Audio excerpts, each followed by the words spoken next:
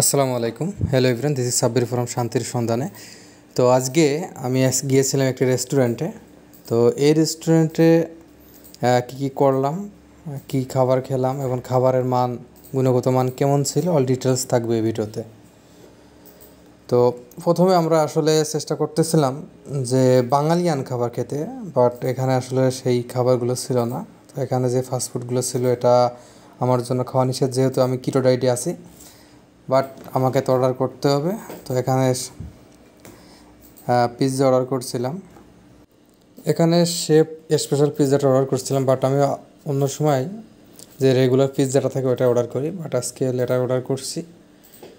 ভাবছিলাম যে এর গুণগত মান ভালো হবে, বাট এখানে আসলে খাওয়ার পরে যেটা ফিল করলাম, তো এটা পরবর্তীতে জানাচ্ছি আমি। এরপর আমরা ড্রিঙ্কস নিয়েছিলাম। তো আমরা আসলে এটা অর্ডার করার পরে মিনিমাম আমাদের 30 মিনিট বসেছিলাম, ওয়েট করছিলাম। তো 30 মিনিটের মধ্যে এটা চলে আসছিল।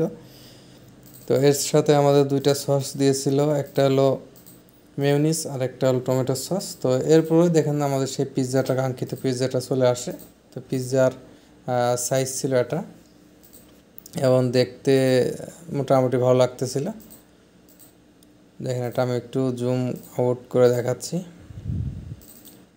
তো আমি আসলে খাবার শুরু করি, তো আমার সাথে যারা ছিল সকলে খাচ্ছিল, বাট তাদের কাছে তেমন একটা ভালো লাগতেছিল না। আমার কাছেও আসলে মোটামুটি যে রেগুলার পিৎজাগুলো হয় সেগুলো থেকে অনেকটাই লো ছিল। অর্থাৎ এটার স্বাদটা আসলে ওইভাবে পাচ্ছিলাম না। এটার যে চিজটা দেওয়া ছিল, চিজে একটু ঝামেলা মনে হয়, কারণ একটা অন্যরকম একটা সেন্ট করছিল চিজে। তো যারা ছিল আমাদের সাথে, তো মোটামুটি তারা আসলে আর এক এক পিস করে নেওয়ার পরে আর খেতে পারে নাই, কারণ একটা সমস্যা তারা ফিল করছিল প্রথমে। তো আমিও আসলে খাচ্ছিলাম। তো যেহেতু আমি ডায়েটে ছিলাম, তো অনেক দিন পর আসলে খেতে বসছি, যে করেও খেতেই হবে, ঠিক আছে। তো আমি আর আসলে খাওয়া বন্ধ করি নাই। তো বাকিরা অবশ্য খাওয়া অফ করে দিয়েছিল। তো এই পিৎজা বা যে ফাস্টফুডগুলো আছে, খাবার খেতে খেতে যদি আপনি একটু সফট ড্রিঙ্কস খান, তবে আসলে এটা অনেকটা ফ্লেভার বা অনেকটা ভালো লাগে শরীরের ভিতরে। আমার তো ভালো লাগে, আপনারা ট্রাই করে দেখতে পারেন।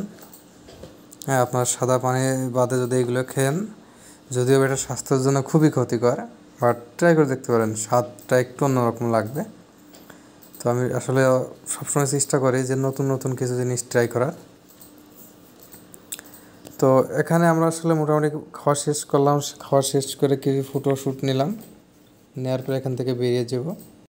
পিৎজা শেষ, বাট আমার ড্রিঙ্কসটা রয়ে গেছে, এটা কোনো মতে অপচয় করা যাবে না। তো আমি ড্রিঙ্কসটা দ্রুত শেষ করতেছিলাম।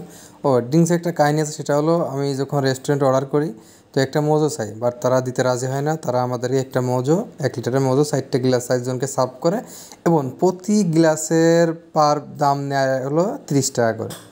তো যেখানে একটা মোজোর দামই মনে হয় 1 লিটারের 60 টাকা 65 টাকা, বাট তারা এখানে অনেকটা বিল করে। তো ধন্যবাদ সবাইকে, আসসালামু আলাইকুম।